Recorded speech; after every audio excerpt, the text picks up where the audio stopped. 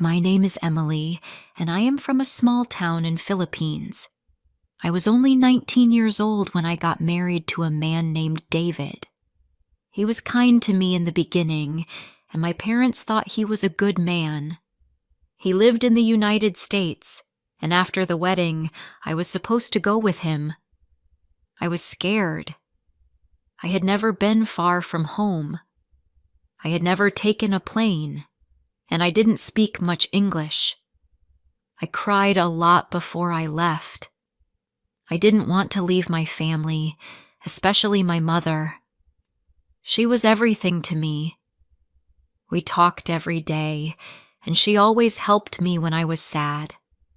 She cooked for me, made me laugh, and gave me warm hugs. I didn't know how I would live without her. Before we moved, David stayed with us in our house for 3 weeks. He was quiet and didn't talk much, but I thought maybe he was just shy. After those weeks, it was time to go.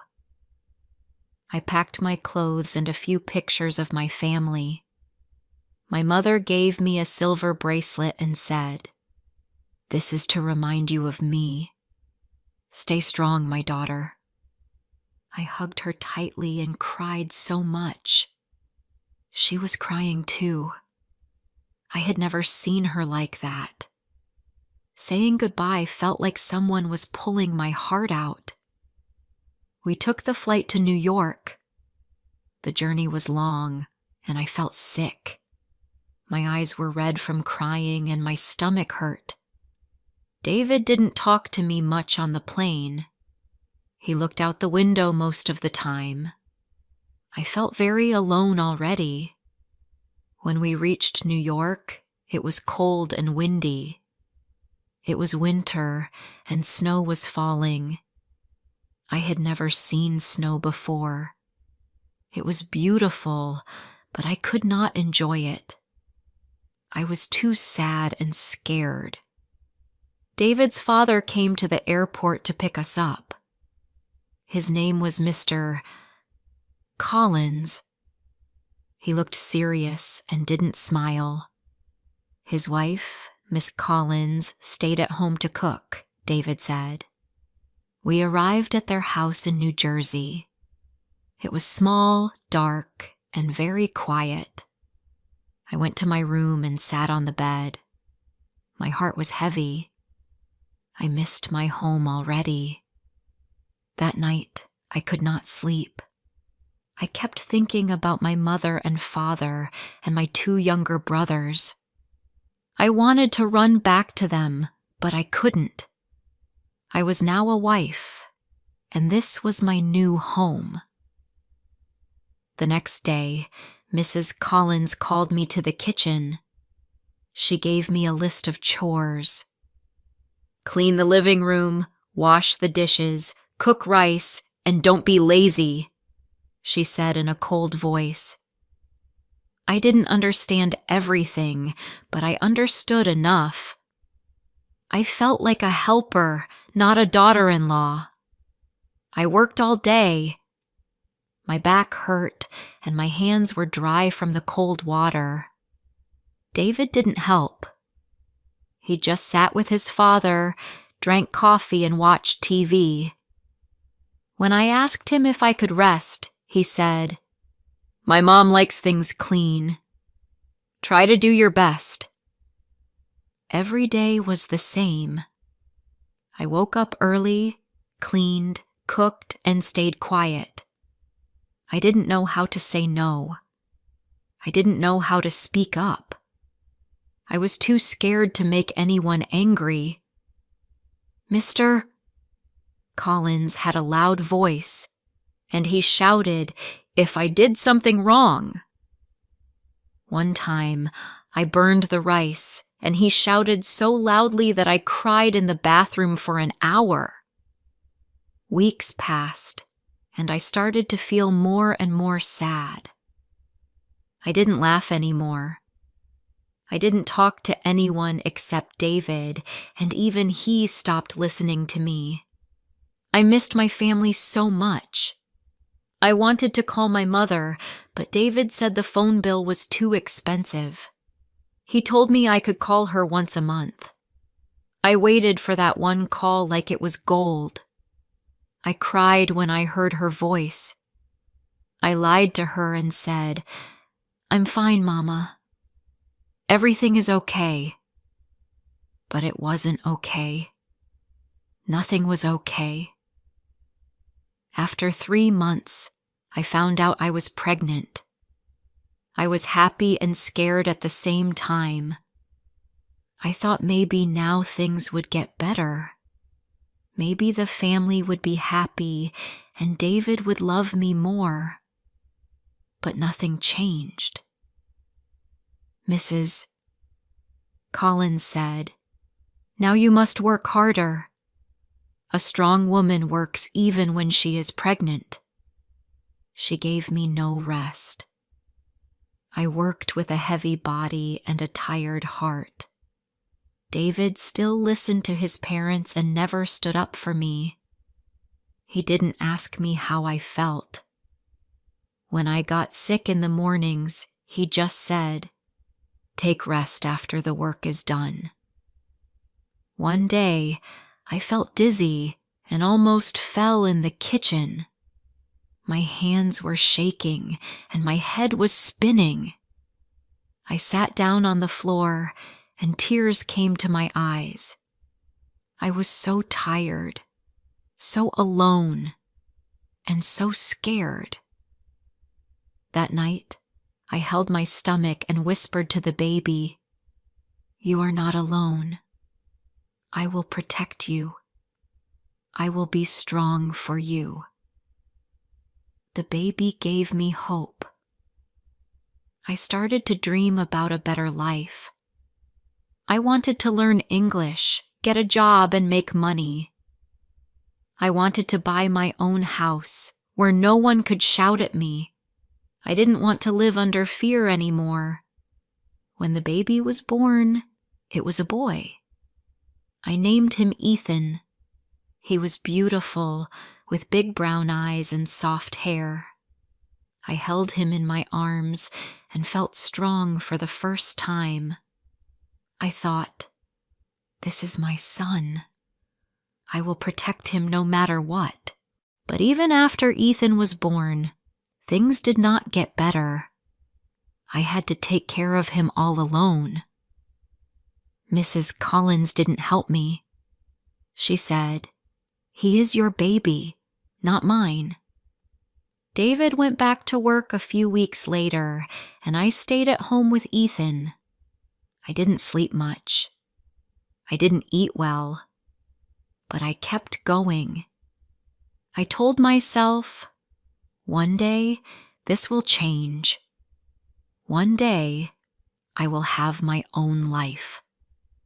At night, I still cried sometimes. I looked at the silver bracelet from my mother and held it in my hand. I whispered, "I miss you, Mama. I hope you are okay. I will be strong. I promise." The first year with Ethan was the hardest. I was always tired. I woke up many times during the night to feed him. In the morning, I still had to clean, cook, and do everything in the house. No one helped me. Sometimes I felt like I was not a person, just someone to work and stay quiet. Mrs. Collins never smiled at Ethan. She didn't want to hold him or play with him. She said, "Babies are noisy. Keep him quiet." Mr. Collins didn't say much. He just looked at me like I didn't belong. One night, Ethan was sick. He had a fever, and I didn't know what to do. I asked David to take us to the doctor, but he was watching a movie. He said, "He will be fine. Just give him water." I was scared. I held Ethan in my arms and cried. I stayed awake all night and prayed he would feel better. I missed my mother more than ever. I wanted to hear her voice, but it was not time for my monthly call. I sat in the dark with Ethan and whispered, "I love you, Mama. I need you." After that night, I decided something. I needed to be stronger. I could not wait for someone to save me. I had to save myself. I had to do something for me and my son. I looked in the mirror and said, "You are a mother now. You must fight." I started to look for ways to learn English. I found a small community center near our home that gave free English classes. I told David I wanted to go. At first he said no. "You're too busy," he said. But I didn't stop asking. After many days, he finally agreed, but only for 2 days a week. I was so happy. I went to class with other women like me, immigrants from different places, Mexico, India, Egypt, and more. I was shy at first, but I listened carefully. I learned how to say simple things like, "I need help," "I want water," and "My baby is sick." Every new word gave me power. The teacher, Miss Lisa, was kind. She always smiled and helped me when I didn't understand. She said, "You are smart, Emily. Keep going." Those words stayed in my heart. No one had called me smart in a long time. Slowly, I started to speak more English at home. David didn't care. He just said, "Do what you want." Mrs. Collins didn't like it. She said, "Why are you trying to be something you're not?" But I didn't stop. I was doing this for Ethan, for me, and for my future. After a few months, Miss Lisa told me there was a part-time job opening at a local bakery. I was nervous. I had never worked outside the house before. I asked David if I could try. He said, "You won't last 1 week." But I went anyway. The bakery was small, but warm and friendly. The owner, Miss Pease Grace, was kind. She showed me how to serve coffee, bag bread, and speak with customers. My English was not perfect, but I smiled and tried my best. Many people were patient with me. I worked 3 hours a day while Ethan stayed with David or Mrs. Collins. I saved every dollar I earned. It wasn't much, but it was mine. I felt proud. I bought my own winter coat and a small toy for Ethan. Working gave me hope. I saw that life could be better. I started to dream again. I wanted to get a full-time job one day, maybe study something, and rent a small apartment for me and Ethan. I didn't want to live in fear anymore. But just when things were getting better, something bad happened. One evening, David came home late. He had been drinking. He walked into the house and started yelling. Ethan was sleeping, and I told him to be quiet, but he got angry. He shouted at me and pushed a chair. I was scared. I had never seen him like that before. I ran to the bedroom and locked the door with Ethan in my arms. I sat on the floor, shaking. I knew then that I was not safe. Not for me, and not for my son.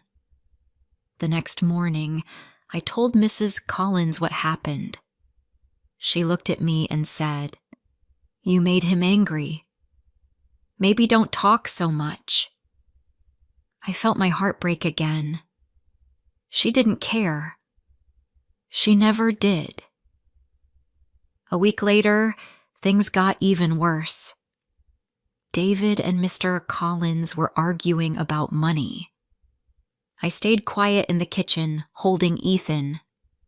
Then Mr. Collins walked up to me and said, "You can leave if you don't like it here. But the boy stays." I froze. What did he mean? I said, "I'm his mother." He replied, "This is David's family. The boy stays with us." My legs felt weak. I thought I might fall. I said nothing and walked away. That night, I cried and held Ethan close to my chest. I whispered, "No one will take you away from me. I will never leave you." I called my mother that month and told her everything. I cried and cried. She cried too. She said, "Come back home, Emily. We will help you." But I couldn't leave. Not yet. I had no money, no place to go, and no way to take Ethan out of the country without David's permission. I was stuck. Still, I didn't give up. I kept going to work. I kept learning English. I saved more money, little by little. I watched videos, read simple books, and practiced speaking every day. Miss Lisa helped me fill out papers to apply for a legal residency card on my own.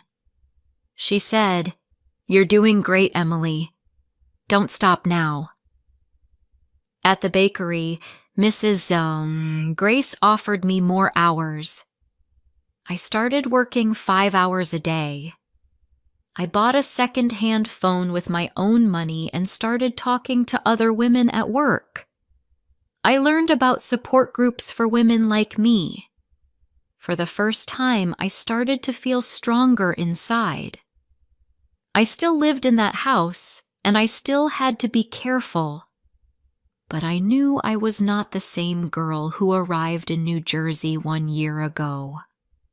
I was growing, learning, and getting ready. Every night, I held Ethan and whispered, "One day, we will have our own home. One day, you will smile every day. I promise." 2 years had passed since I first came to the United States. Life was still hard, but I was different now. I was not the quiet girl who cried alone every night. I was still afraid sometimes, but I had learned how to stay strong. I had a small voice, but I had started to use it. Ethan was now 2 years old. He could walk and say little words. He loved to laugh and run around. Every time he smiled, I felt like I could keep going. He was the light in my dark world. At the bakery, I had become one of the trusted workers. Mrs. Grace gave me more hours and even let me help with simple paperwork. I still didn't speak perfect English, but I had improved a lot. I could now speak to customers, ask questions, and understand most things. I also started meeting other women from different countries. Some of them had stories like mine, young mothers, living with people who didn't treat them well. We began to talk and share. One woman named Maria became my good friend. She told me, "You are not alone. You are doing better than you think." One day, she told me about a support group for women in my situation. They met every Saturday in a small room behind a local church. I was nervous, but I went. The room was full of women, Some from Asia, some from Africa, some from South America. They were all strong in their own ways. A kind lady named Helen led the group. She spoke slowly and listened carefully. I told my story for the first time. I cried and my voice shook, but no one judged me. They nodded. They understood. After that, I went to the group every week. I started to feel stronger inside. Helen helped me find a free legal aid service. They told me my rights and helped me understand the law in the United States. They said, "No one can take your child away. You have the right to feel safe." That night, I thought about everything that had happened. The shouting, the cold looks, the fear, the silence. I asked myself, why do I still stay quiet around them? Why do I smile when I feel broken inside? Then, something inside me changed. I knew it was time. Not to run, but to move forward. With help from Helen and the legal aid group, I applied for a small apartment for low-income mothers. It was in a safe neighborhood, close to the bakery. I saved enough for the first month's rent. When the time came, I packed my things while David was at work. I took my clothes, Ethan's toys, and my mother's silver bracelet. Mrs. Collins was in the kitchen when I left. She didn't stop me. She just said, "You'll come back. You need us." But I knew I wouldn't come back.